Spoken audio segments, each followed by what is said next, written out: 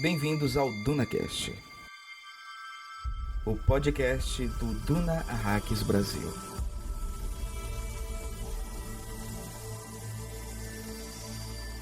Meu pai certa vez me disse que o respeito pela verdade é praticamente o alicerce de toda a moral. Não há como uma coisa surgir do nada, ele disse. É um pensamento profundo para quem entende como a verdade pode ser volúvel.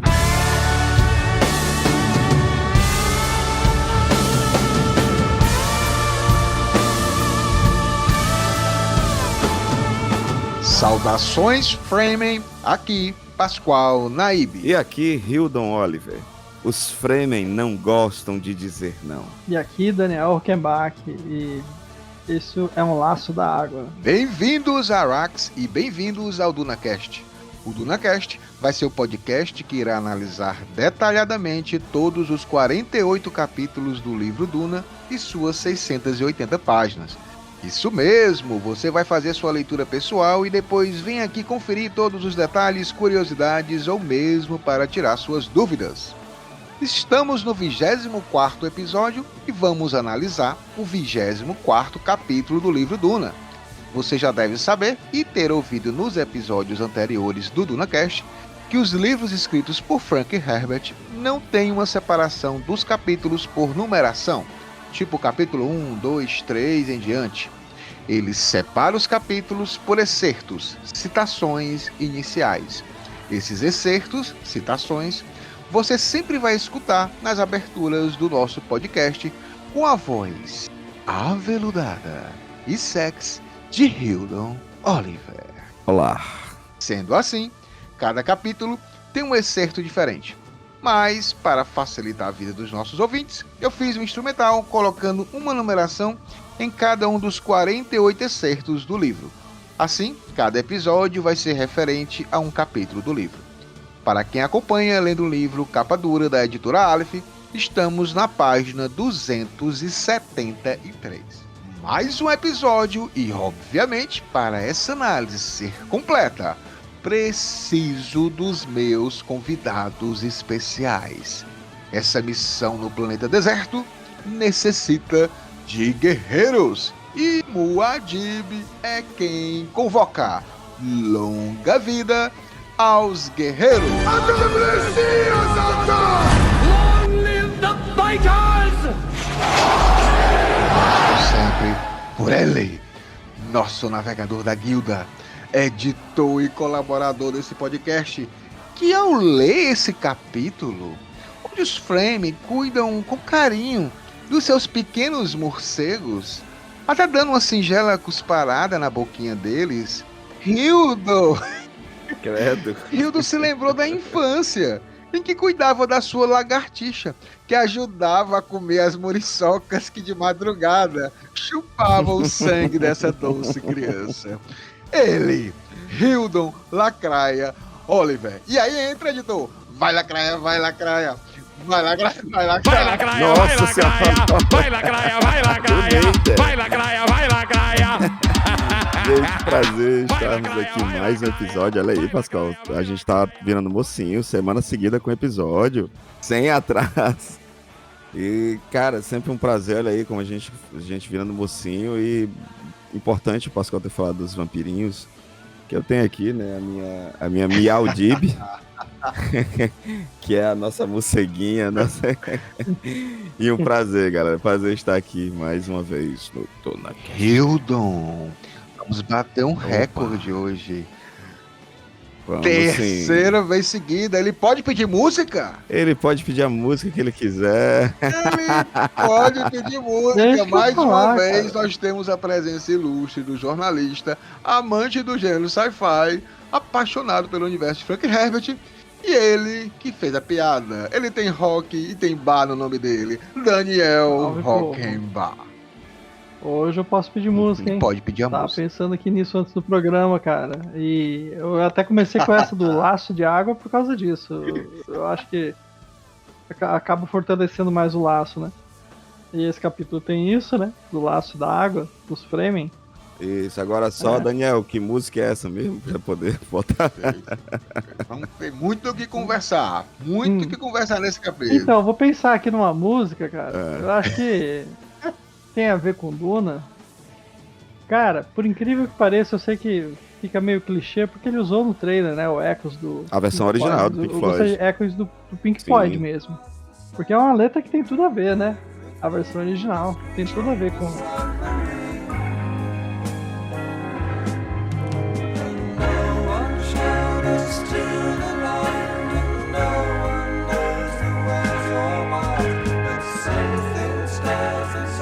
Esses dias eu tava ouvindo, que eu tenho o Dark Side of the Moon, tava ouvindo o disco Tudo. aqui, cara. Tem tudo a ver, tudo a ver. Tem tudo a ver com Duna. Foi muito bem Lembrando escolhido. que era uma, E ela vai foi uma fechando das ali o bandas disco escolhidas também, né? pelo Jodorowsky, né, cara? É, muito bom o gosto do Villeneuve. Ele ia fazer a trilha dos... Magma ia ficar com os Harkonnen e eles iam ficar com os... com os Atreides e com alguma coisa também mais. Ele ia dividir até a trilha. Perfeito. Sim, Muito massa a sim, história. sim. E se eu não me engano, né, Pascoal, ele estava no meio da gravação do Dark Side, né? Era, exatamente. Tava no meio da gravação. Tá lá no documentário, né? Do Duna, Loucura, né, cara? do Rodorov, Do Jodorowsky. do Steven Scarlata. Sim. Gente, muito fino. Eu sigo ele no fantástico, Instagram, né, cara. bicho? Ele posta direto coisas lá. Ele tem um podcast muito legal sobre filmes que não foram feitos. Depois que ele fez esse documentário Olha sobre aí. Duna, ele fez esse podcast. Pitada de melange já? Pitada de melange antecipada. Vamos lá. Muito Vamos bom, lá. muito bom. Feitas as devidas apresentações, preciso preparar algo especial. não. Vamos, pitadas de melange. Tá. Sim, caro ouvinte. Semana passada não teve Pascoal. o cafezinho frame delicioso e refrescante, mas Ai, dessa Senhor vez, amado. essa safra de café eu fui buscar em Cálada, o planeta natal dos Atreides. Então, o café ele ficava cerca de 6 meses no subsolo, construído por apoios de madeira. Então, o café Rio de absorvia esses aromas das madeiras. Viu como não foi tão ruim hoje? Porém, Meu o Deus. toque especial era na hora Que é da o que eu tenho medo. que era na hora da fervura. Pois a água, como é que vai ter essa fervura sem água? A água vem da reciclagem dos amiguinhos morcegos dos frames que estavam velhinhos e foram sacrificados para a água voltar para a Coitado do morceguinho. Fora de cafezinho, morceguinho, frame, Hildo. Não, fiquei, agora foi mais de boa, não fiquei com nojo, eu fiquei com dó dos morceguinhos. Mas vamos seguir adiante, porque temos muita coisa para conversar sobre esse capítulo 24. Porém, antes de iniciarmos a análise, vamos fazer uma breve recapitulação do 23º capítulo, que foi o episódio chamado Vida a Hakim.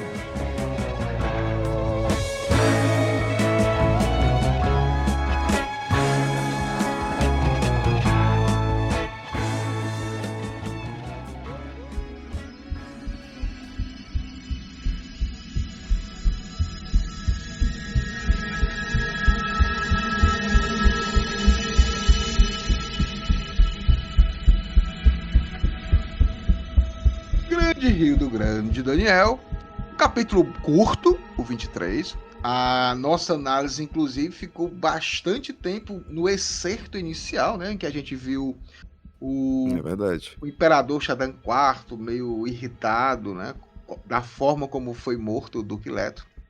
E até a Princesa Irulan, no primeiro momento, achava que é o pai dela, né?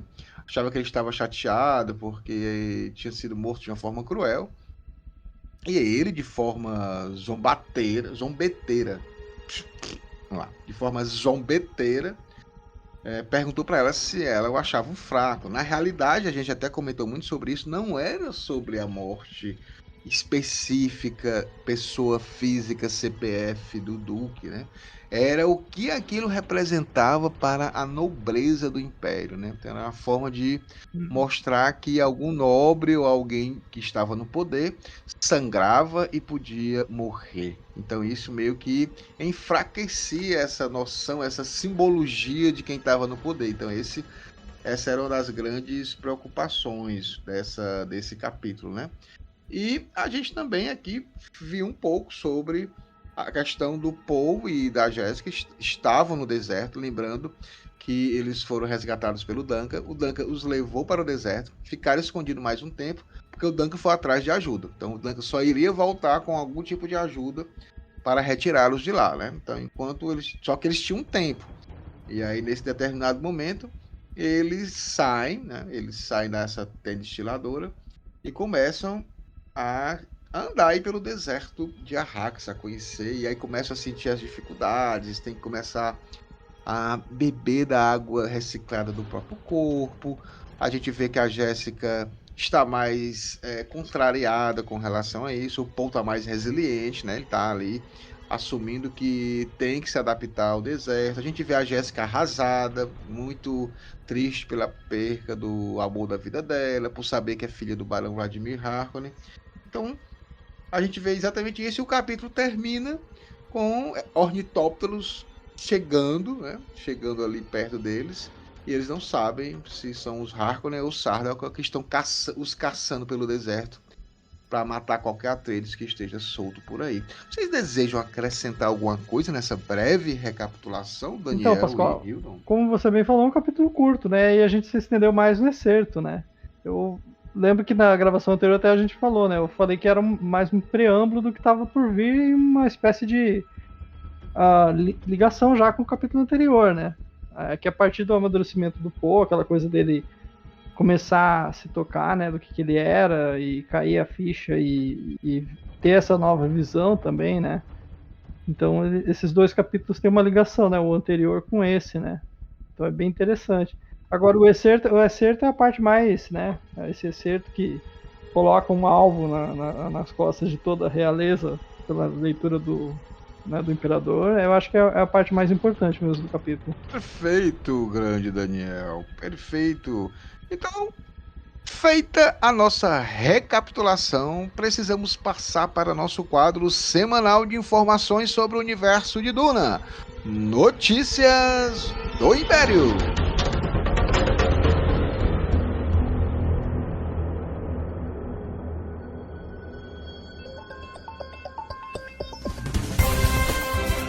Boa noite.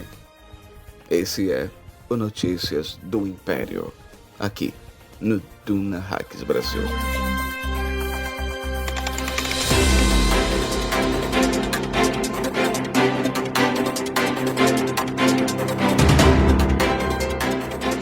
Grande Hildon, grande Daniel. Vamos aqui rapidamente falar só sobre uma novidade muito interessante. Finalmente tivemos imagem de bastidor da série da HBO Max, né? Das Bene Gesserit. Finalmente um negócio que, rapaz, já mudou o diretor, já mudou a atriz principal várias vezes. O negócio não saía. E aí, finalmente tivemos a primeira imagem. Finalmente boas novidades, né? Exatamente. The Sisterhood, lá em Budapeste, né? O cara que postou foi o Pierre Gill, diretor de fotografia, né? Ele postou uma foto, e aí dá essa esperança, né? De que após o filme do Denis Villeneuve, Duna Parte 2, a gente logo depois não vamos ter essa falta, hiato, né? Essa falta de especiaria, de melange, né? Nós não vamos ficar nessa espera. Então vamos ter essa Sisterhood, esse livro, essa série que é baseada no livro do Brian Herbert, mas ao mesmo tempo tem muita coisa que vai ser mudada, viu? Acho que não vai seguir o livro à risca, não. Porque já com os personagens colocados, né, tem coisas que não tem no livro. Então a gente acha que vai ter, o Denis Villeneuve vai mudar algumas coisinhas da fanfic que tanto o Hildon ama, mas é uma história interessante. Ele vai melhorar essa fanfic. Mas olha só. Mas eu bato nessa tecla, você tem que ler, cara. Eu tenho que ler. Aleph, eu quero ler. É mais do que ler, eu quero analisar cada capítulo, né, Pascoal? Com certeza. Já pensou? A gente pega nos 7 livros do... Os 7 livros do Frank Herbert, os 6 livros, desculpa, do Frank Herbert, depois... Os outros 2 que ele escreveu... 40 e poucos... Não, os 30 e poucos do Brian. O DunaCast não vai parar. Com certeza não vai parar. Olha só, pra você, eu tô uma novidade. Olha só, não, peraí. Ah, O Frank Herbert já escreveu mais de 30 livros dessa não, fanfic. o Brian, cara, o Brian. Ah, desculpa, o Brian já escreveu mais de 30. Digo, como é que você quer convencer a Alex Cara, que é eu que- importante publicar os livros se você chama de fanfic? Aleph escolhe só uns, Aleph. Eu quero alguns. Mas é pra gerar polêmica. O povo gosta da polêmica. Tá aí, estão há 6 meses falando na internet de um caso da Haluca. Cara, Tem que ter. olha, o pessoal reclama dos filmes, o Star Wars lá, o final lá, o terceiro filme lá que foi horrível, um bocado de série que não presta. Porque eu também quero ter as coisas do Ryan. Então, Se até a Soca tá tem que ter. usando nave de Duna do David Lynch, rapaz. O negócio... Por que não pode ter? ela daqui a pouco vai fazer igual o Gandalf. Como é que ele fala pra parar lá o não vai passar? Como é em inglês? You should not pass. Só faltou isso. Ele tá, inclusive, tá até rolando aí, ó. Ó, e lá no episódio 6 a gente descobriu que aquelas bruxas lá, elas montavam as baleias, aquelas baleias intergalácticas, né? Ah, pula, né? Montando o verme de areia. Duna, Star Wars tudo ali tá chupinhando Duna, cara. O George Mas- Lucas tentou disfarçar, mas o David Filoni não tá nem Tá escondendo. nem aí. Tá Não, Dave Filoni abraça. Dave Filoni É, abraça, Toda bom, vez. Nós chamamos Jorge Lucas, Dave Filoni. A gente ama a Soca, The Mandalorian. Eu gosto muito. Então vamos lá. Cara, eu não vi nada aí da Soca. Andor também, Andor muito eu- bom. Andor Andor. Todo perfeito. mundo fala, tá todo mundo falando bem de Andor e Andor tal. é É melhor. porque Star Wars, eu amo Star Wars, mas Star Wars tem me batido muito, sabe? Aí eu tô Olha, com muito Ah, receio. vá sem medo. eu falo que a Soca é legal, mas a Soca assusta, cara, porque o tanto de referência que tem daqueles desenhos que a gente não assistiu. Eu não assisti Clone Wars nem. verdade. Eu assisti, Rebels. eu assisti Eu não Clone Wars e terminei. Rebels, Ah, eu adoro assisti a Rebels. metade, Rebels é cara. Você vai maravilhoso. Eu não gostar, assisti cara. tudo. Eu Ah, não mas é legal. Cara, consegui Rebels terminar. é uma das melhores coisas que já fizeram com Star É, Wars. Então, né? Rebels é muito aí bom. é prato cheio pra você. Porque é demais uma Ah, então continuação eu vou. daquilo. E aí, assim, Então é eu tanto vou, que eu vou. você fica. Vai, se joga, se joga nos braços. Eu tô igual o Mulder agora. I want to believe. Não. Mas Você vai olha só, gostar, então. antes de a gente entrar nas pitadas, vocês já estão querendo dar as pitadas. Já estamos né? puxando as Já pitadas. tá- Pegando aí desde o início. Calma! Vocês não estão apressados. Olha, uma coisa que é importante falar aqui também, tá? Agradecer mais uma vez, obviamente, Hildo. Agradecer quem está nos apoiando. Caramba! Por Esse favor. programa só está aqui por isso e eu quero agradecer mais uma vez Rafael de Campos Crivellaro, o Wellington Cedran Vital, o Hudson Pacheco Pinheiro, Fernando Sarmento, 14 meses com a gente, 1 ano e 2 meses. Caramba, Fernando, obrigado. Juliana Almeida, Rogério Acioli. E tem um detalhe, Hildon. O Pix tá funcionando, Hildon. Tá chegando o Pix. Peraí, Bota peraí. a musiquinha do Cas- Pix. Casimiro, não tem musiquinha. O Casimiro quer fazer uma pergunta. Aceitas Pix? Aceitas Pix? Aceitas, Pascoal? Claro! Não, mas olha só. Na última vez nós recebemos ao vivo, né? Pelo menos pra Ao vivo, ao gente, né? vivo. O Daniel, aqui, o nosso Vocês estavam convidado, vivaço. colocou lá o Cara, Daniel apoia a Duna de muitas formas. Muito obrigado, Daniel, por acreditar. A gente só consegue fazer esse trabalho depois de um dia. O Pascoal aí com o pé fraturado, queimado, né, Pascoal? Não, cara, a Então- gente tá com azar. Não, tá, mas tá dando certo. Sabe por quê? Porque a inveja não vencerá. Não vencerá. Não vencerá a ponto de que, assim, hoje eu estou um pouquinho me recuperando ainda, gente, da última. Mas tá aqui. Voltando aos meus treinos. Estou aqui firme e forte. E olha que eu dormi bem tarde ontem fazendo... tem 2 noites, na verdade. A gente gravou um projeto bem legal que vai surgir aí, né, Pascoal? Vamos até falar. daqui a E ontem eu tive que editar, o Pascoal vai até falar. Então, assim, eu sou muito feliz. Acho que eu costumo dizer assim, é corrida, é cansativo, mas quando eu falo que Duna me salvou, eu digo assim, Farelo, Duna, Pascoal com sua amizade, todo mundo que participa de Duna, minha digníssima companheira Bruna também me salvou, então assim, obrigado, gente, obrigado a todos vocês que que fazem parte dessa família arraquina. Ô, Rio, deixa eu só ler aqui, porque quem apareceu aqui com o Pix pra gente foi o Pedro Henrique Flores. E ele falou o Opa. seguinte, ele disse: eu sou um antigo ouvinte, porém é minha primeira contribuição. Continue com excelente trabalho. Grande Que Pedro. massa. Muito obrigado por nos acompanhar e por dar esse... Com flores. É, exatamente. Dá esse voto de confiança aqui pra gente. Mas, de Hildon, vamos passar para o que o povo quer ouvir. O povo quer as pitadas.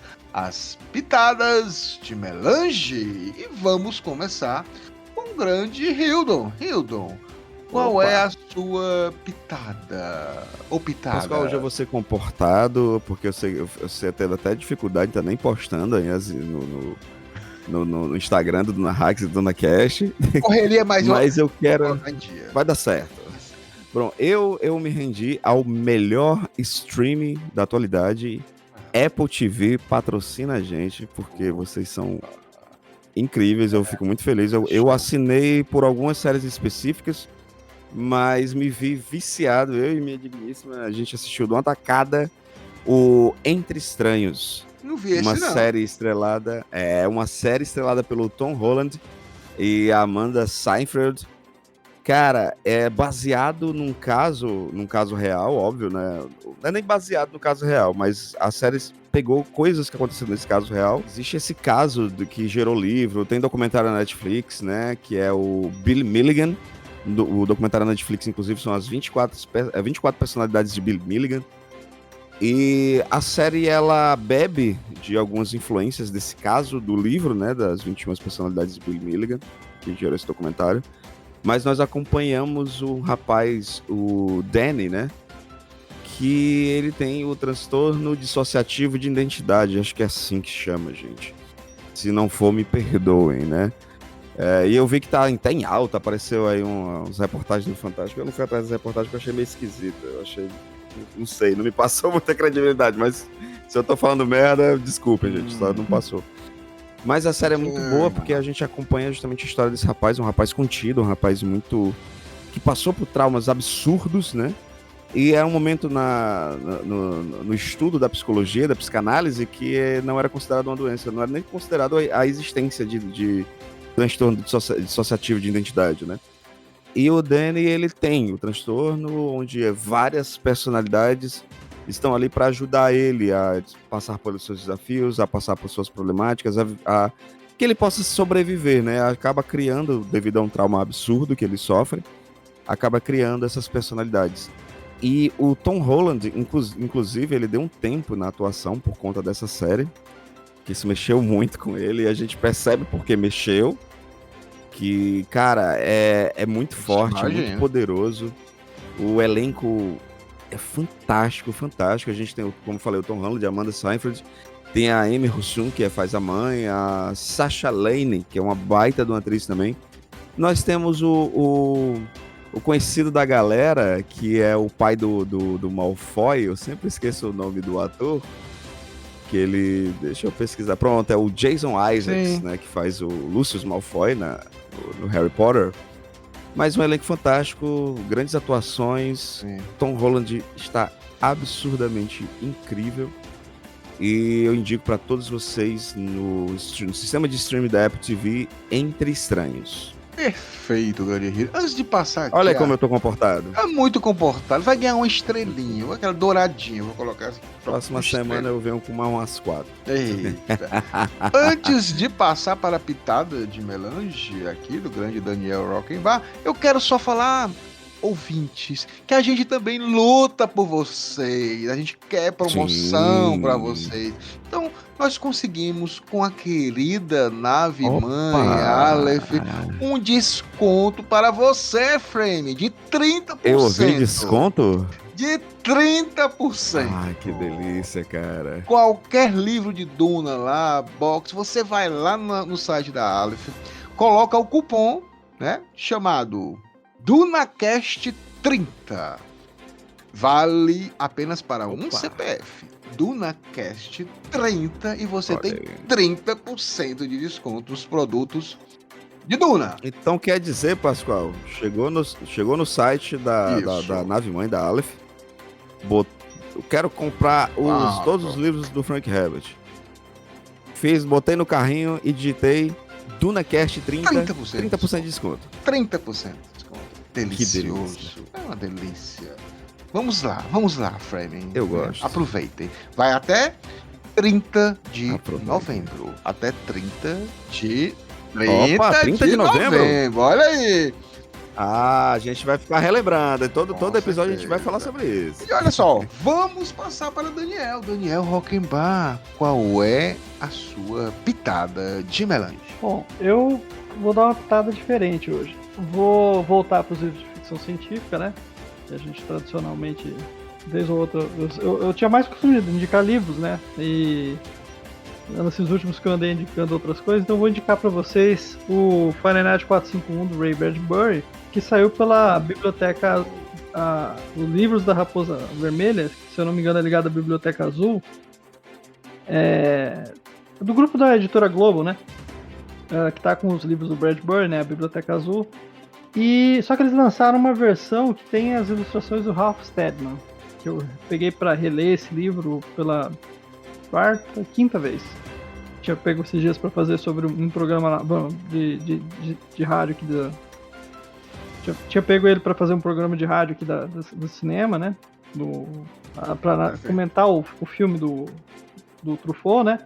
E aí eu pensei, vou revisar o livro, né? E aí eu peguei essa versão aqui, porque eu tinha visto lá em Curitiba, achei muito bonito, eu tava viajando, passei lá na Itiban, uma comic shop muito bacana lá de Curitiba.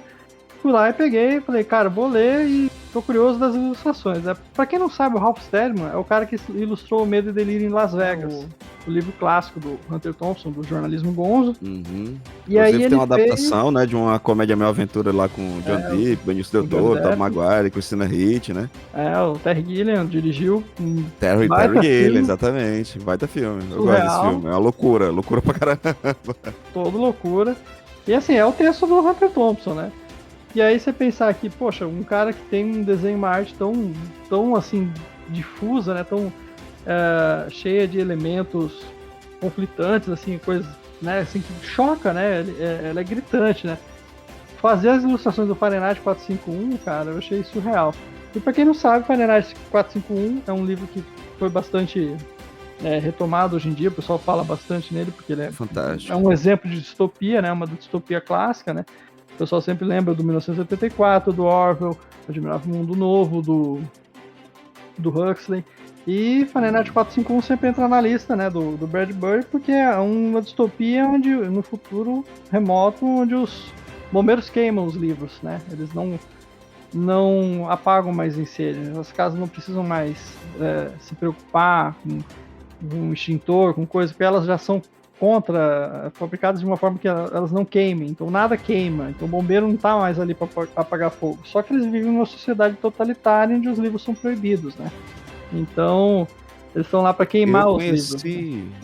Eu conheci pelo filme de 66, que eu gosto bastante. Também. Não tive coragem de assistir o de 2018 lá do menino lá, do gatão lá, bonitão pra caramba, o Michael B. Jordan, né? Michael B. Jordan, Eu não tive muita coragem, né?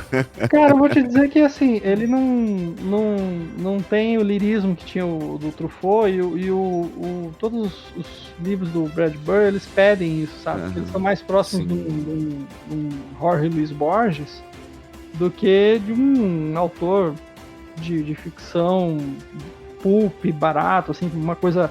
Né, que eles pedem um pouco mais de lirismo, sabe? Pedem um pouco mais de... se você pensar naquele filme do Truffaut, ele tinha aquele final lindo, né? Com os homens livros, né? As pessoas que preservavam os livros, eles também queimavam os livros, né? Eu vou dar spoiler porque é uma história clássica, né? Mas, assim, quem quiser ler, por favor, leia, porque é obrigatório, né? Mas é uma sociedade em que as pessoas gostam dos livros, acabam decorando seus livros, né? E eles mesmos, né? Porque a metáfora tá aí, né? O Bradbury, quando viu os nazistas incendiando os livros, pensou, poxa, o que pode vir depois, né? Antes de começar o conflito de fato, ele viu os caras já incendiando os livros naquela em 1934, 36, ali aquela época ali que estava indo pro começo do conflito, né? A ideia dele foi aquela, tipo, olha, queimando os livros, a próxima etapa é queimar a gente. E foi o que aconteceu, né? E aí ele ao longo de vários anos, tinha essa ideia que vinha cozinhando na cabeça, né? Começou com um conto, com o PDS, depois o outro conto, o Bombeiro, daí ele reuniu os dois contos, fez uma novela. Aí essa novela virou o Fahrenheit 451. Inclusive tem um outro livro da editora Biblioteca Azul, que é O Prazer em Queimar, que é do próprio Ray Bradbury, que reúne esses contos. Tem um texto bem bacana do Neil Gaiman analisando esse contexto todo que ele escreveu, o Fahrenheit 451. Agora sim, para quem gosta de colecionismo e ter uma coisa diferente, essa versão com as ilustrações do Ralph Steadman é muito bonita. E eu acho que assim, vale muito a pena ter, porque é um negócio assim, ele faz umas ilustrações, ele dá vida a alguns personagens, algumas coisas aqui, o cachorro mecânico que não aparece no filme, por exemplo, a salamandra, né, que é um simbolismo que eles têm muito forte, os próprios personagens, né, ele dá uma visão muito interessante para esses personagens. E outro ponto, né, quem tem interesse também curtir as ilustrações do Ralph Steadman, é uma série que ele fazia lá na gringa, né. E aí aqui saiu a Revolução dos Bichos pela Intrínseca, com ilustrações dele, que é bem bacana também. Então, essa é a minha Grande dica. Daniel, grandes dicas de hoje. Então, terminando nosso quadro Notícias do Império, vamos para a análise do capítulo 24, O Laço da Água.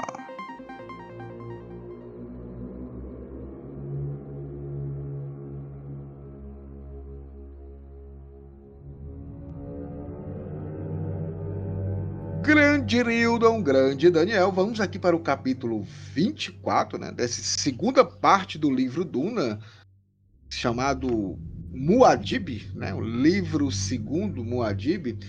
E mais uma vez a gente vê aqui um excerto bastante interessante e ele casa perfeitamente com o primeiro parágrafo desse capítulo, né? Coisa rara, porque o Frank Herbert gosta às vezes de colocar uns spoilers aqui nos excertos, nessas citações iniciais, mas dessa vez a princesa Irulan, nas conversas com Muad'Dib, fala assim: meu pai certa vez me disse que o respeito pela verdade é praticamente o alicerce de toda moral. É interessante falar que aqui no caso, né, se é conversas com Muad'Dib, fica um pouco a dúvida se é o pai dela, pai de Shao, ou se é o pai do Paul Atreides, né, se é o Duque Leto. O que é que vocês acham? Lendo aqui é interessante. Só que fala o seguinte: não há como uma coisa surgir do nada, ele disse. É um pensamento profundo para quem entende como a verdade pode ser volúvel. E aí a gente já começa. E eu começo com uma pergunta simples, que a Bujan fazia uma outra, mas eu vou fazer para vocês. Hildon e Daniel, o que é a verdade? A verdade, Pascoal, vai muito do ponto de vista de cada um, né? Cada um Hildon. é detentor, né? E professor de sua Hildon, verdade. o que é a verdade? Depende do referencial, né? Assistam a Bujanra. Depende do referencial, rapaz. E é muito interessante isso, né? Dessa pergunta, né, Pascoal? Porque quando a gente analisa toda a história de vilões e heróis e essa jornada onde o povo está, é inevitável, né? A gente ter essa visão maniqueísta de quem está com a verdade, quem está do lado errado, quem está do lado certo. E às vezes fica até muito fácil, né? Devido à escrita do Frank Herbert, a forma como ele nos apresenta os Harkonnen, colocar já essas pechas, né? De quem é vilão, apesar de que são vilões mesmos. Mas a gente está num momento de transição, um momento de descoberta, um momento onde nada é nada e tudo é tudo, mesmo na tora, né? Eles precisam reavaliar a vida deles e Paul precisa ser mais forte do que nunca, né? Paul precisa resgatar a pessoa mais forte de sua vida. Ele não estava preparado para esse momento, né? E essa pergunta do que é a verdade que Paul vai descobrir, é a verdade que vai funcionar para ele. Daniel, você quer falar um pouquinho também sobre o que é a verdade? Assim, uma coisa que eu posso dizer é que essa questão da verdade, a gente sempre é questionado tanto na literatura quanto na ciência, né? E como jornalista eu também não poderia me furtar a dizer, né, que a ideia é a busca da tal da verdade, né? Mas eu acho assim que a gente está cada vez mais caminhando para uma interpretação das coisas que seja mais fluida, né? Porque quando a gente vê essa frase aqui, esse alicerce moral aqui, como ele fala, né? O alicerce de toda moral, a verdade, né? Eu acho assim que você tem uma questão aqui que é filosófica, que é justamente a base, né, da moral, né? E a moral é uma coisa muito complicada. Mas se a gente pensar só do ponto de vista da verdade, por exemplo, quando você vê alguém falando alguma coisa que acredita, professa, né, como o Hildon falou, sem você saber o ponto de vista daquela pessoa, você pode até acreditar, você pode até concordar, você pode até... Mas assim, se ela te é sedutora, você vai concordar. Por exemplo, se a gente está vendo... Eu vou dar um exemplo bem simplista, mas eu acho que é um exemplo bem bom para deixar bem claro. Você está vendo um programa de futebol, o cara vai lá e fala mal do time A. Você torce para o time B, que é rival do time A. Como é que você vai se sentir? Tá cheio de razão o cara que tá falando. Você vai concordar, você vai achar que ele tá sendo isento, talvez. Ou, se você for desconstruído, talvez você tenha até aquele pensamento, não, peraí, ele tá falando isso porque ele não gosta do time, né?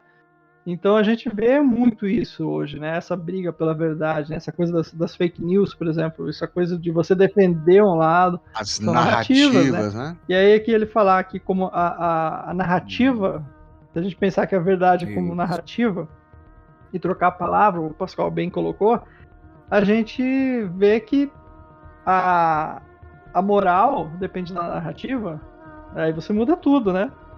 Eu tenho uma narrativa aqui que a moral pode ser, sei lá, uma moral neoliberal, ou uma moral progressista, uma moral, né? Então cada um tem uma narrativa ali que se condiz com os fatos. Eu acho que é mais fácil a gente olhar para o mundo e sem esses filtros, né? Sem achar que a gente tem o filtro da isenção e simplesmente dizer, ó, eu torço pro time tal e penso assim. Então, se você acha que a minha opinião está poluída, está contaminada, é porque eu torço pro time tal. Então, esteja ciente. Eu defendo, eu sou de esquerda, não faço a menor cerimônia em falar. E aí, então, toda vez que eu vou emitir uma opinião política, eu espero que as pessoas já partam do pressuposto que sabem. Eu acho que a gente está caminhando um pouco para cada vez mais um mundo assim, em que a gente sabe com quem que a gente está falando, qual a narrativa de cada um. Mas antigamente a gente tinha essa coisa da verdade. A verdade é uma só, a verdade é tudo preto no branco. E ele brinca com isso na literatura dele, né? O bom e o mal, né? Que nem você falou. É o maniqueísmo. E o maniqueísmo, assim, você pode até achar que Duna é maniqueísta até você começar a terminar o livro ali, indo da segunda para a terceira parte. Chegando lá no Messias de Duna, você... não, já com perdão da palavra, já tá descaralhado na cabeça. Não tem maniqueísmo que sobreviva, né? A gente pode até falar, né? A gente tem um texto bíblico, né, sobre isso, né? João 17:3, né? Que a verdade vos libertará. Eu acho interessante também... Foi usado exaustão recentemente. Aí por isso que são as narrativas. E é interessante, Pascoal, a gente trazer isso, né? Sobre esses conceitos, né? De crenças e da nossa verdade, né? E da verdade que funciona para o coletivo, né? Por exemplo, o nosso querido Rockenbach, né? Ele falando, claro, eu me considero uma pessoa de esquerda. Só que, por exemplo, só o fato da gente falar, né, trazer essa questão bíblica, que é poderosíssima e foi utilizada a exaustão num momento histórico extremamente recente e deturpada de uma forma absurda, né? E só a gente dizer isso, só eu falar isso, foi deturpado, eu já automaticamente, para quem é daqui do lado de lá, já me dizer que eu sou de esquerda. Já me tornei de esquerda. Por quê? Porque a verdade... ela é manipulável, infelizmente. Cara, sabe? Cara, eu tenho uma parábola muito interessante. Muitas vezes eu usei para alguns dos meus alunos. Para quem não sabe, eu sou formado em ciências sociais e professor de sociologia. E tem uma parábola bem interessante que é um sábio, ele está indo para um determinado reino. E quando ele está para chegar, para entrar nos portões lá desse castelo, o guarda fala assim: cara, o rei agora ele está matando todo mundo quem mente. Quem diz uma mentira, vai ser enforcado. Aí o sábio, ok. Vai andando mais um pouquinho, chega mais perto lá do cara que é o que resolve lá quem tá mentindo ou não, chega pra ele, o cara pergunta, né? O que é que você veio fazer aqui na cidade? Aí ele disse, eu vim ser enforcado. Aí o cara, isso é uma mentira, que vai se tornar uma verdade, né?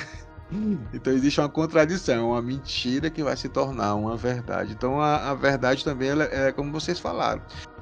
Tem até um sociólogo, o Bauman, que ele fala um pouco sobre essa questão da modernidade líquida, né? Exato. Que As as nossas líquidas, relações, as relações são líquidas, as formas de você perceber, por exemplo, antigamente, há uns 30 anos atrás, você jovem que nos ouvem, o sonho de qualquer quarentão, cinquentão, sessentão era ir trabalhar numa empresa desde o início, se aposentar lá. Era esse o ideal das pessoas. Isso era uma carreira. E hoje em dia as pessoas já acham que se você ficar muito tempo em um determinado local já não é uma carreira boa. Você tem que sair, procurar, investir em outras coisas. Então as coisas vão mudando, as percepções vão mudando, né? E meio que isso assusta um pouco as pessoas. Por isso que as instituições em geral, assim como igreja, Estado, eles mudam, mas mudam-se de forma muito lentamente. Porque quando assusta muito as mudanças, aí a gente vem com aquele sentimento de medo que é usado por líderes religiosos para começar a fanatizar os seus seguidores, dizer que tudo vai acabar, as coisas estão perdidas, tem que voltar como era antes. Então realmente essa busca da verdade, que quando foi colocado lá no cristianismo por Jesus Cristo, né, era no sentido mais amplo mesmo de você procurar a verdade dentro de si, de você ser companheiro leal, amoroso para com o seu próximo, né, tentar fazer algo de bom, né, e sempre com amor, né, Sempre nunca com amor, sempre. com ódio. E Pascoal, e para que não fique nenhuma dúvida, sim, eu sou de esquerda. Mas olha lá, no primeiro parágrafo, gente, olha só, vou passar para vocês logo essa bola. Fim, tá aí, o Windows 98, tu Olha aí, quem voltou? É maldade, cara. Mas eu vou falar bem do Tufi também nesse. Você sabe que eu tenho uma dificuldade de falar mal dos personagens. Eu falo até bem do traidor, né? Do Yue. Não, bem não. Você passa um pano inacreditável. Mas olha só, o Tufi começa assim. Sempre me orgulhei de enxergar as coisas. Só colocando aqui no contexto, tá, galera? A gente tá num capítulo em que vai ser Tufi Howard, né? Com os seus homens, os restantes dos seus homens, escondidos lá nas rochas e sendo auxiliados por um Frame, né? Então ele meio que tá ali fugindo. Ele conseguiu fugir do cerco inicial daquela invasão Harkonnen, né? Então a gente tem isso aqui. E um Tufi ele fala, né? Sempre me orgulhei de enxergar as coisas como elas realmente são. E aí já tem um paralelo com o excerto de abertura, né? A verdade. Né? Ele cravou uma verdade. Né? Isso. Nossa. Essa é a maldição de ser o Mentat. Não se consegue de parar de analisar os dados. E aí, logo em seguida, né? A gente vai ver mais um pouco na frente. A verdade pro Tufi é que a Jéssica traiu os Atreides, ele quer matá-la de qualquer forma. Vê como a verdade do Tufi é falha, né? Com todos os dados, sendo um Mentat, um super-humano, um supercomputador humano. E aí, como o Hildo gosta muito de salientar de forma sensacional, eles são demasiado humanos, Hildo. O supercomputador tá com a verdade falha. Tá dando aquele códigozinho. Hildo, bota aquele códigozinho do Windows quando dá aquele problema. Quando dá o... Pão. Isso. E aí, o supercomputador e a verdade dele, gente? E aí? É aquela verdade que tá obscurecida pelos seus preconceitos, né? O Tufi Howard, acho que a gente já falou até em outros momentos, ele tem essa mentalidade lógica, mas ele não deixa de ser um humano. Um humano que não consegue, né, se libertar dos seus preconceitos, se libertar do seu obscurantismo. Se eu não sei, é mal. Se eu não conheço, é do outro lado. Se é do outro lado, não é bom. Então todo esse obscurantismo que a gente vê na nossa sociedade, é por isso que eu corto tanto, Duna, esses links que a gente faz o tempo inteiro, a gente vê esse obscurantismo na nossa sociedade. Se eu não me permito conhecer e se eu não tenho conhecimento sobre, óbvio que é do mal. Óbvio que não faz parte da da nossa sociedade. Então, automaticamente o culpado tá aqui. Já pronto, achamos. Sem precisar perder muito mais tempo, né? Então, ele é falho porque ele não usa... Ele não é lógico, gente. Ele não é um computador, né? Acho que a gente brinca muito com esse conceito do Windows 95, mas ele é humano. Ele não é um computador. Ele não é uma máquina que vai... É 90, tu tá baixando. Tô baixando, eu vou botar 95 mesmo. Menos. O Windows 95 tá bom pra ele. Depois desse obscurantismo aí, o 95 tá bom. Mas assim, a gente pode ter uma leitura aqui em cima também do fato que ele meio que foi manipulado para pensar assim, né? Ele foi hackeado, vamos dizer assim, né? Porque ele foi induzido... Comprou a narrativa, E aí, hardcore, isso que eu ia falar. Tem a ver com a verdade do excerto inicial. E pelo fato de ele não ser uma máquina, ele não ser um computador, ele é um cérebro que foi construído, foi projetado para pensar como mas ele não é um. Ele é um humano. Então. E o humano, quando ele não tem a visão, quando ele é tapado por algo, né, por uma informação errada que seja, né, ele é mal informado. ele vai calcular errado. Até fala assim, o computador ele vai calcular, só se você dá a informação errada. Pra quem... Se a informação dos dados estiverem corretas, não vai ter erro. Eu acho uma das coisas mais legais aqui, eu vou fazer um excerto de novo de ficção, né, lembrar de outro clássico da ficção, que eu acho que a Aleph tá moscando em não publicar, que é a sequência do 2000. O 2010 é muito bom, o livro. 2010 o é muito filme bom. nem tanto, mas o livro... O filme me diverte. Então, mas o livro é muito melhor. O livro é excepcional e tem alguns momentos muito bons que falam justamente sobre o que aconteceu com o HAL. O HAL, ele não pirou, não foi por pura maldade nem nada. Foi uma coisa assim que foi falha na programação. E a falha na programação tem mais a dizer com ser mal informado. Então eu vejo que o Tufir, sendo ele o que ele é infalível, vamos dizer assim, né? Porque ele tem a visão, né? Os mentats são treinados para ser arrogantes. É só olhar o outro mentat que aparece, né? O Peter de Vries, ele é maquiavélico, ele é vaidoso, ele é todo, né? E você tem... Os mentats são, como um todo, então, muito arrogantes, né? Muito certos da infabilidade da computação deles. Só que se você entrar com os dados errados, né? No caso, os dados são, tipo, desconfie da Jéssica, né? Desconfie de quem tá mais perto do Duque, desconfie dela, né?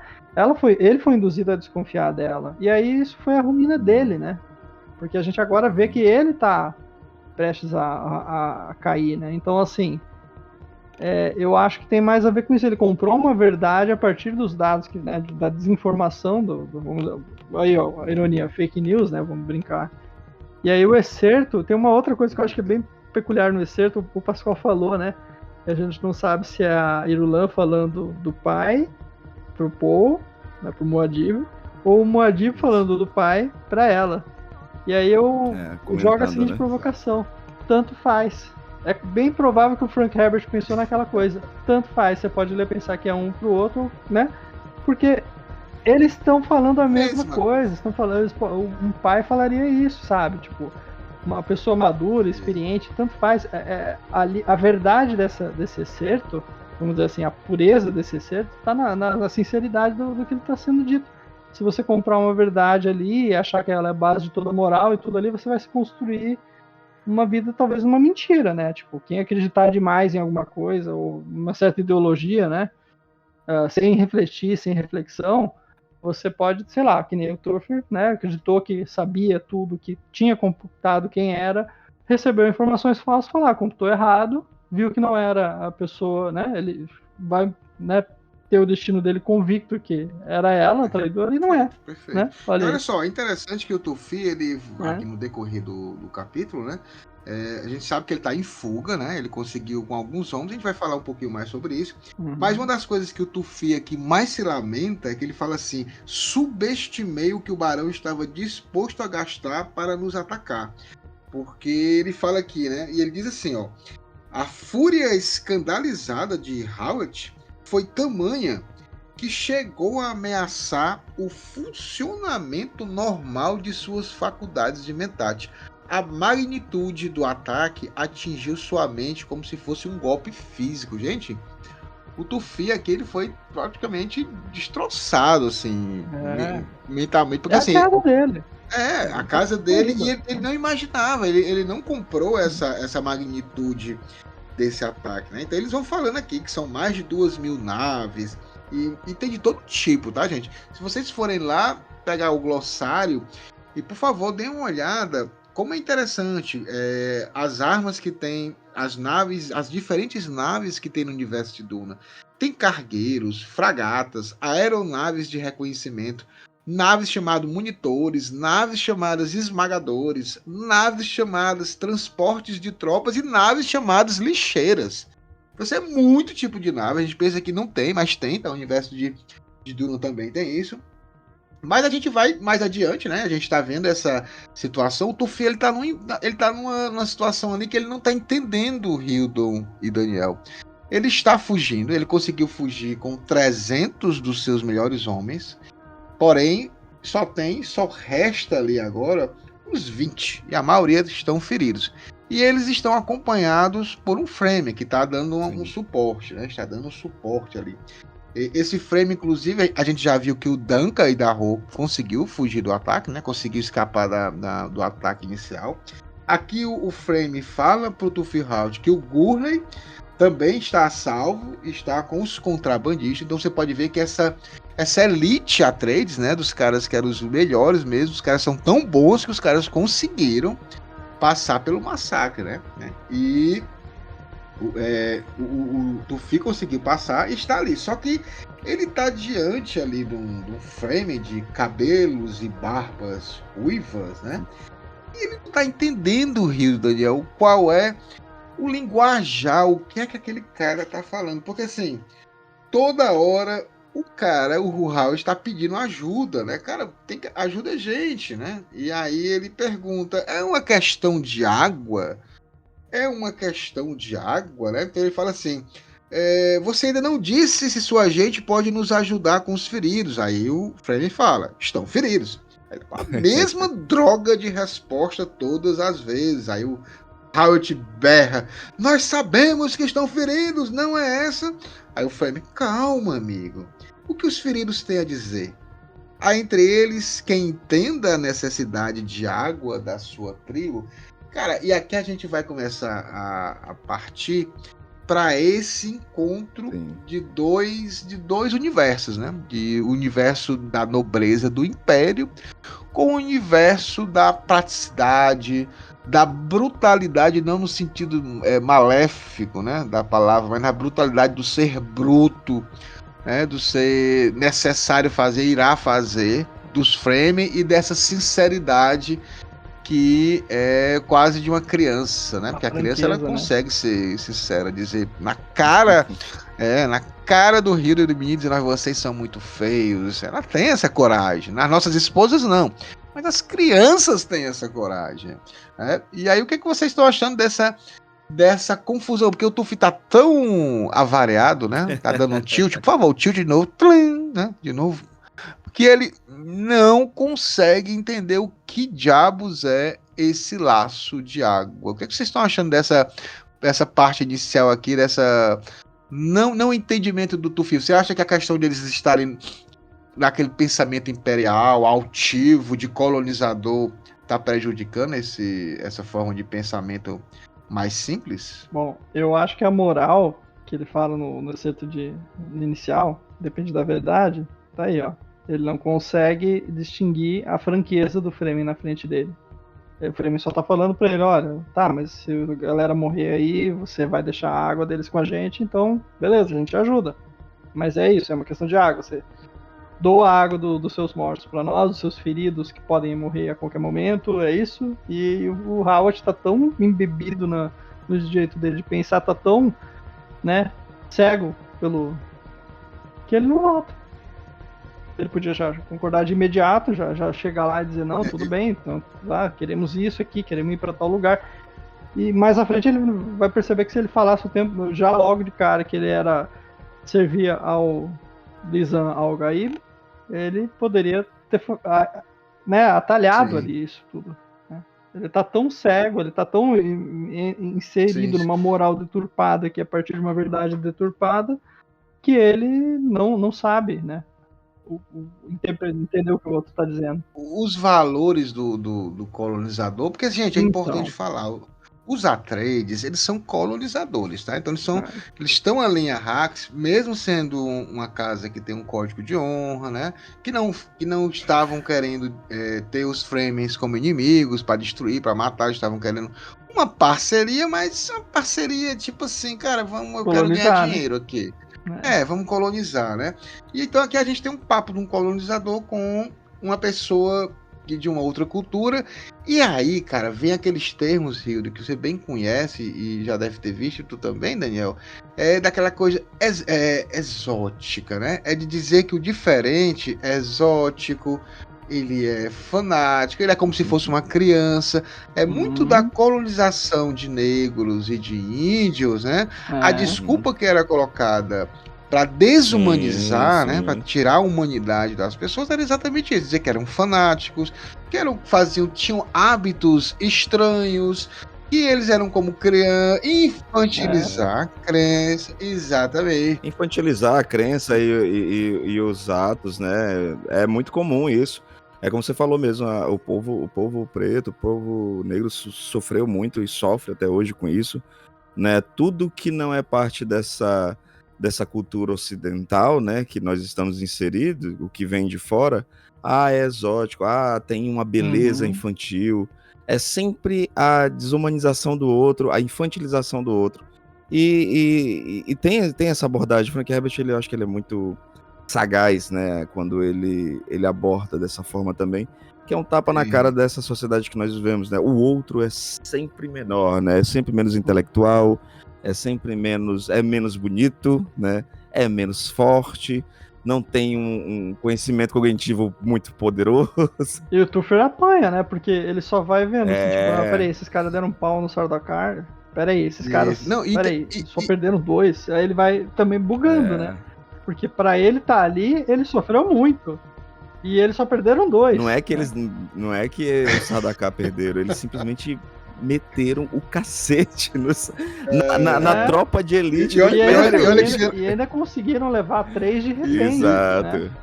E roubar a arma dos Harkonnen. Então, assim, na medida que o capítulo vai adentrando, você vai vendo que o Fremen, assim, você acha que, assim, era aquela coisa, né? Tipo, se o Fremen é tão inocente também que ele não sabe, ele não percebe que o Tufir, na verdade, tá vendo ele como um inferior, né? Mas, assim, eu diria até que ele vê assim, tipo, se quiser me ver como inferior, problema é seu, eu só quero sua água, exato, né? É aquela coisa. E é tipo o Krenak, quando fala no livro dele, né?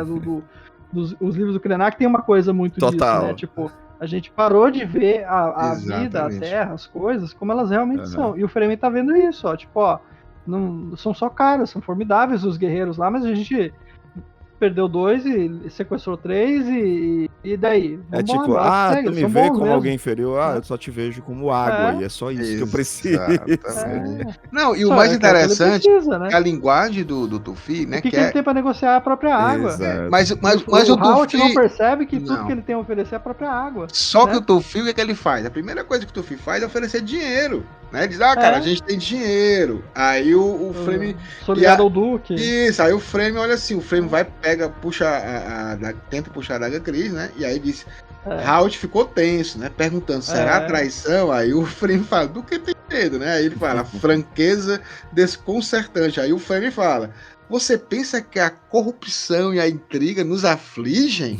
Não nos conhece. Os Harkonnen não têm água suficiente para comprar nem a menor de nossas crianças. Cara, e aí eu passo forte, aqui né? Cara, isso tem tudo a ver, sabe com o quê? Aí eu me lembrei logo uma associação direta, porque assim, tanto os Atreides como os Harkonnen estão lá para explorar, o Império tá lá para explorar, tá em Arrakis porque quer explorar a especiaria Melange. E aí me lembrou muito também, e o Daniel falando isso, aquela carta do chefe indígena, né? De 1854, cara, que eles fizeram lá, que o cara queria comprar, o governo norte-americano queria comprar as terras dele, e ele solta essa daqui. Eu vou ler só um trecho da carta, que é exatamente isso. Ele fala assim, sabemos que o homem branco não compreende nossos costumes. Uma porção da terra, para ele, tem o mesmo significado que qualquer outra, pois é um forasteiro que vem à noite e extrai da terra aquilo de que necessita. A terra não é sua irmã, mas sua inimiga. E quando ele a conquista, prossegue seu caminho. Deixa para trás os túmulos de seus antepassados e não se incomoda. Rapta da terra aquilo que seria de seus filhos e não se importa. A sepultura de seu pai e os direitos de seus filhos são esquecidos. Trata sua mãe, a terra, e seu irmão, o céu, como coisas que possam ser compradas, saqueadas, vendidas como carneiros ou enfeites coloridos. Seu apetite devorará a terra, deixando somente um deserto. Cara, é Duna, cara, isso aqui. É o imperialismo. Poderosíssimo, cara. É isso aqui que nós estamos vendo, né? E realmente Duna é um deserto de nada. Porque os caras não querem investir naquilo ali. Eles querem só sugar o que tem ali daquela terra, né? E os Fremen, não. Só para lembrar uma coisa interessante. Lembra quando o Paul foi com o Duke, com o Cain, Dr. Kynes e o Gurney Halleck ver a colheitadeira, quando a colheitadeira foi morta, foi destruída pelo Shai-Hulud. Em determinado momento o Paul pergunta, cara, por que vocês não destroem todos esses vermes para não ter esse problema? Então, assim, olha a mentalidade do Paul. Né? Destrói os animais, os caras, mata todos, e aí a gente pode fazer mineração. Então, assim, não existe nenhuma consciência. Uma relação, né? Uma relação ecológica, de respeito. Eles não analisam a ecologia do lugar. Não analisam.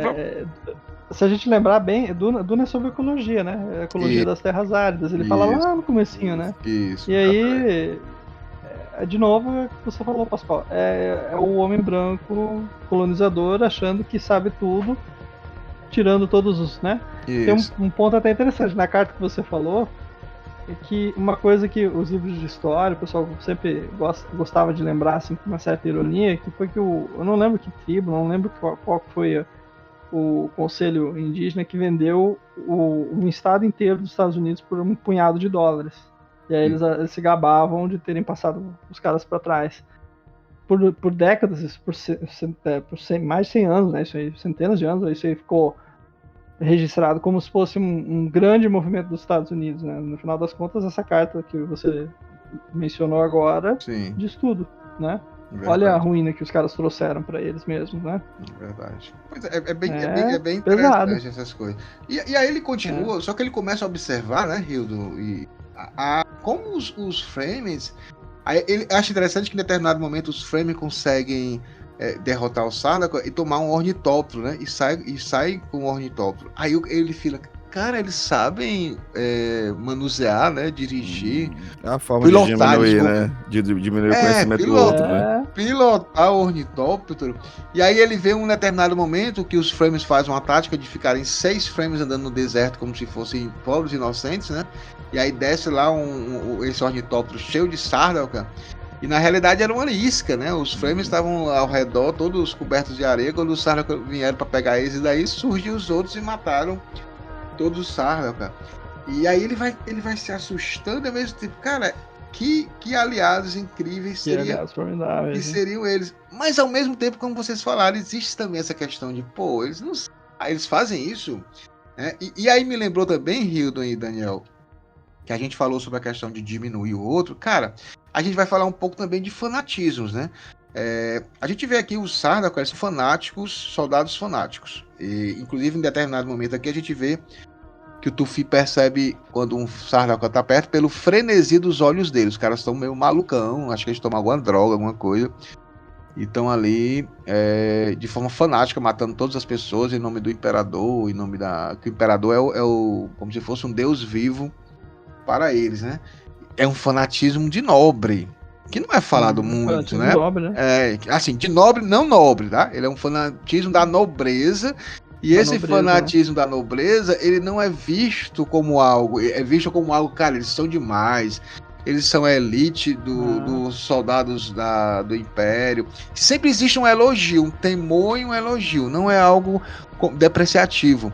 Porém, né, quando a gente vê um Fremen que pegou um ornitóptero e ele vai igual um kamikaze e destrói uma nave que tá com mais de 300 Sardaukar, o Tufi fica assim meio que olhando, cara, o que foi que ele fez, né? Então assim, que povo é esse? Que religião é essa que o cara se sacrifica pela tribo? E aí, Hildo, me lembra muito, cara, a gente pegar alguns movimentos que a gente teve aqui no Nordeste, por exemplo, Canudos, né? a destruição do povo iletrado, sujo, pobre, né? As palavras do opressor, né? Sim.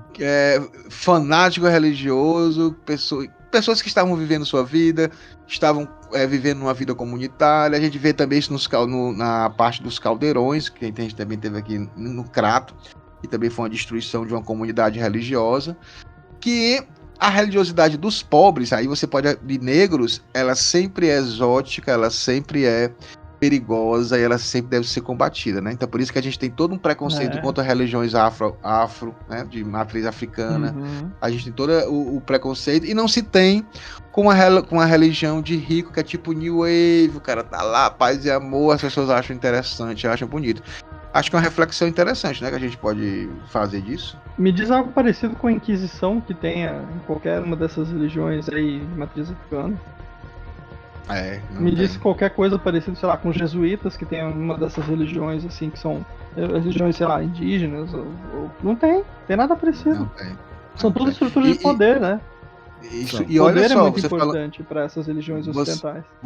Você falando isso, até a questão da morte pro Frame, assim, quando ele tá querendo a água do cara, é sempre em respeito, ele tem um respeito com o corpo do cara.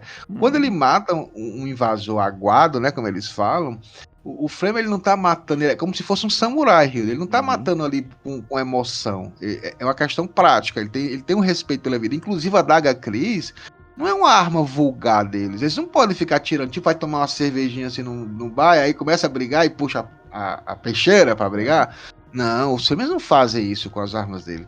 A arma dele, se tirar, tem que ver sangue. Então, ela só pode ser utilizada em momentos críticos. Não é banal, não é algo frívolo, não é algo sanguinário. Ele não vai tirar a água da pessoa como se fosse um cara, sei lá, um assaltante que vai roubar um celular, ou um político ou algum outro empresário que está desviando verba do imposto de renda, né? Não é na intenção de ganhar com isso. Não, ele está ali pro bem da tribo, ele se sacrifica pela tribo, né? Então, essa questão da coletividade, né? Que é bem interessante de perceber, que a gente está percebendo aqui nessa cultura Frame. Vocês concordam? Acho que é o aspecto mais interessante. E eles fazem que isso seja algo. Até ele fala aqui, né, cara? Se for pra ser, será? Porque o Tufi, ele fica preocupado com o Paul, né? Onde é que tá o Paul A3, né? Que aí ele fala que é o Lisan Al-Gaib, né? E aí ele fala pro cara, se for pra ele ser o Lisan Al-Gaib, não adianta você se preocupar. Não precisa se preocupar, né? Uma coisa que não aconteceu. Eu achei muito, muito interessante essa frase que ele colocou pro Tufi Howard. Então o Frame ele vai dando aulas e mais aulas pro Tufi Howard como se deve comportar, né? Como se deve comportar com relação às adversidades, né? O cara tá no meio de uma guerra, tá tranquilo, né? Tá botando um cuspizinho no morceguinho, né? Interessante que em determinado momento eles usam morcegos como se fossem pombos, correios, né? Deles, né? Para mandar mensagens para outro local, né? Então eu acho muito, muito interessante. E aí acontece uma coisa que a gente não gostaria, né? Eu tava simpatizando já com esse Frame, esse barbudo ruivo, né? E aí os Sardaukar já estavam sendo bem derrotados aqui por várias frentes de Frame, mas finalmente o Tufi ele é capturado, né? Os Sardaukar descem ali, conseguem pegar eles desprevenidos, matam esse Frame, né? Jogam a faca e acertam o pescoço dele e matam. E eles atordoam com a arma de forma de atordoamento, e o Tufi apaga. E aí a gente termina o capítulo Tufi Howard sendo capturado. E aí nós vamos ver mais coisas nos próximos capítulos. Será que Tufi vai morrer? Será que ele vai melhorar? Ele vai aumentar esse Windows? Ele já vai para o Windows 2023 ou não? Não sabemos. Mas vamos agora para as nossas considerações finais.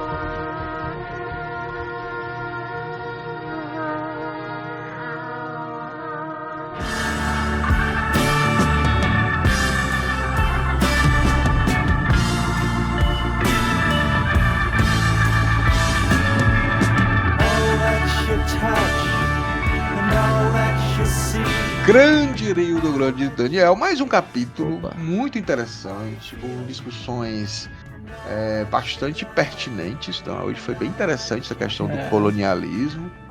Mas, Hildon, vamos começar. Não, vamos começar pelo Daniel. Daniel Rockenbach, por favor, faça suas considerações finais e faça seu jabá. Quem quiser conhecer você, quem quiser ouvir o seu programa, quem quiser ler alguma coisa lá no Sentinela Positrônica, Bom, manda ver. sobre o capítulo, eu acho que ele traz uma discussão muito interessante. A gente ponderou aqui em vários momentos sobre essa questão da verdade, né? E a gente vê que é um ponto assim que o colonizador ele deturpa, né? Ele tem uma moral deturpada, né? Então assim, é aquele pensamento, né? Se a gente pegar tudo que a gente falou aqui nesse programa sobre como se deturpar uma coisa em função de uma coisa que você acredita que é a sua verdade, que é aquilo que a gente falou lá no começo, né? De verdade ser relativa, depende do referencial, depende da sua referência, né? A gente vê que o Tuffer, ele tá sendo desacreditado a todo momento, né? E ele ainda assim não vê como é que são as coisas, quem que realmente pode ter sido traidor, que ele tá, como ele subestimou os Fremen, né? Como ele subestimou os próprios Harkonnen, que ele não acreditou que eles fossem capazes de tanto, né, gastar tanto para conseguir uma vingança, né? E ele subestimou o fato de que o imperador talvez estivesse envolvido, né? Ele não conseguiu calcular isso, ele sabia que era uma armadilha, mas ele fala, né? Saber que é armadilha é uma parte do processo. Só que assim, ele subjugou tudo, porque a verdade, as crenças dele, os dados que ele recebeu, não ajudaram ele a tomar uma conclusão precisa. E ao mesmo tempo, é o certo, né? É a verdade que ele resolveu construir em cima disso, né? Então, é um pouco triste, mas ao mesmo tempo ele é um personagem que se torna um exemplo de como você tem isso, né, do Ocidente, de como as culturas, o colonizador vê outras culturas, né? E aí a gente tem paralelos, assim, a exaustão, né, que a gente pode citar. O Pascoal citou aquela carta ali que é muito mais interessante, muita coisa, assim, que a gente vê, né, historiadores falando e tal. Poxa, vai direto na fonte, né? Quando eu leio o livro do Krenak, por exemplo, Ideias para Adiar o Fim do Mundo, você vê que ele fala de coisas simples que a gente abandonou porque a gente não tem isso no nosso dia a dia, né? A nossa moral, a nossa verdade, ela não é composta do essencial. E aí tem vários pontos nesse capítulo, né? A franqueza do Fremen, tipo, eu quero... E aí? E a água? É uma questão de água. Vamos fazer um laço d'água, vamos tentar, né? Talvez se o Howard já tivesse pensado logo de cara, não, beleza, a nossa água é sua água, estamos entrando aqui na tribo, eu entendi o esquema de vocês, a gente depende de vocês para sobreviver. É isso, sabe? É a franqueza dele, né, nesse momento. Então eu acredito que tem muito disso, né? De dizer as coisas da verdade do colonizador, da verdade deturpada, da moral deturpada. Resumindo, é isso, né? Essa questão da verdade, né? Essa questão da moral, é o que o Certo diz, né? Bom, e das minhas redes, eu tenho voltado a postar devagar e sempre no Sentinela, porque é um projeto bem pessoal, assim, de coisas que eu gosto de falar de ficção científica, que tô jogando, que eu tô vendo, que eu tô... Então eu vou retomando aos poucos, né? Mas quem quiser seguir, tá lá no Instagram, Sentinela Positrônica. Também participo de um programa chamado Assunto é Cinema, que a gente faz resenhas de filmes aqui na rádio, aqui na capital e aqui em Campo Grande, né? Na nossa rádio educativa aqui, né? E você pode encontrar o Assunto é Cinema lá nos podcasts lá da rede, lá no Spotify. Eu e meu colega Cleiton Salles, a gente fala de cinema e tal. Então, se você gosta das nossas análises aqui, vai ver um pouco disso lá. Você sempre desconstruir as coisas assim em função até de uma ótica mais literária também. Bem bacana. E é isso, eu agradeço a participação, é sempre um prazer, sempre muito bom estar aqui, né, Pascoal? Nós que agradecemos a sua participação. Me divirto muito com vocês aqui. Né? Com certeza. A gente também aprende muito com você, Daniel. E eu vou passar aqui, claro, para Hildon Oliver. Ele vai falar, Hildon, eu quero fazer um podcast, eu tô sem ideia. Né? Por favor, seu jabá e também suas considerações finais. Rapaz, o jabazinho, né? Se você quiser gravar o seu podcast e não tem as skills, não tem o conhecimento da edição, vem aqui falar com a gente no Radiola Mecânica, @RadiolaMecânica, e manda aquele oi pra mim, ou então no meu próprio perfil pessoal, @HildonOliverArt no Instagram, que a gente vai entender o seu projeto e né, você vai ter o podcast certinho que vai falar aquilo que você deseja. O cara E, cara, um baita episódio. Ah, valeu. Inclusive, em breve, novidades. E, gente, baita capítulo, porque muita coisa tá acontecendo, né? E a gente tá meio que mudando esse preâmbulo de personagens, de locais, né? E eu acho essa crítica que o Frank Herbert tão maravilhosamente pontua no livro incrível, né? É um tapa na cara dessa sociedade, né? A sociedade que vivemos, a sociedade ocidental, toda inteligente, que conhecimento, que sempre olha para o outro com esse aspecto de infantilizar, né? O Tuff Howard é esse nesse momento, né? O momento de que ele quebra a cara dele, de que nós descobrimos que a elite do Império não é tão elite assim, sabe? Isso pra mim é maravilhoso. Essa quebra... E ele quer matar a nossa linda Jéssica. Absurdo! Por isso que ele tem mais que se fuder. Então, baita de um capítulo, gente. Um prazer. Inclusive, Daniel, quero agradecer mais uma vez a sua presença. Que já virou aqui parte do grupo cativo, né? E acredita muito no projeto Duna. Acho que pessoas assim, que acreditam no que nós fazemos, e não só acredita, como também apoia.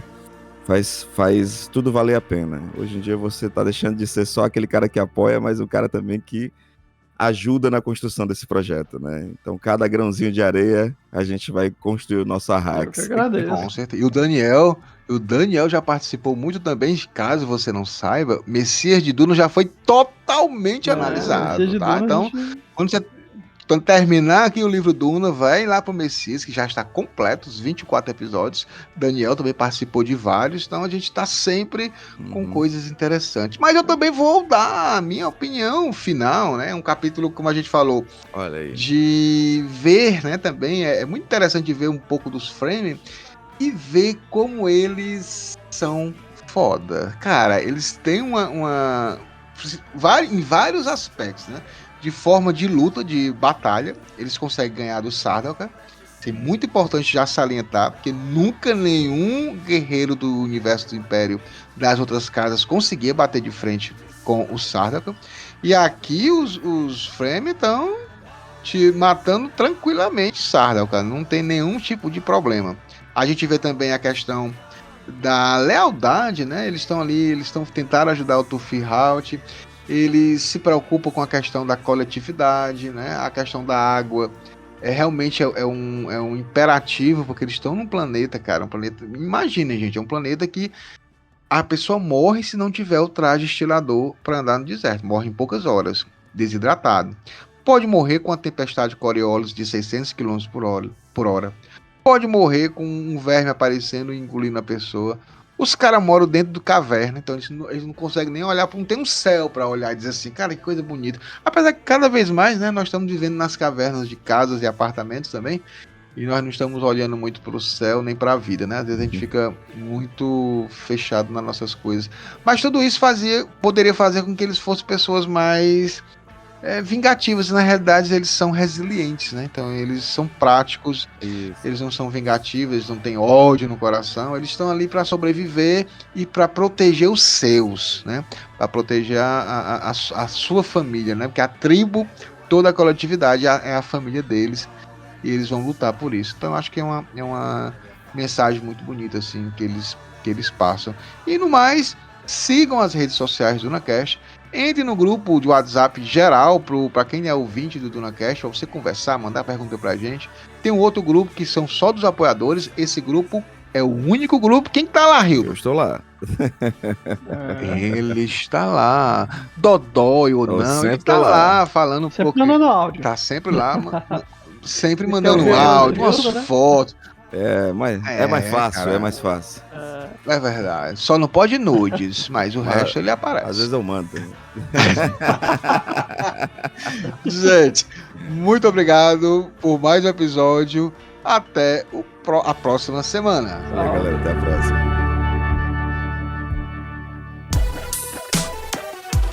Esse podcast é editado por Radiola Mecânica. radiolamecânica@gmail.com.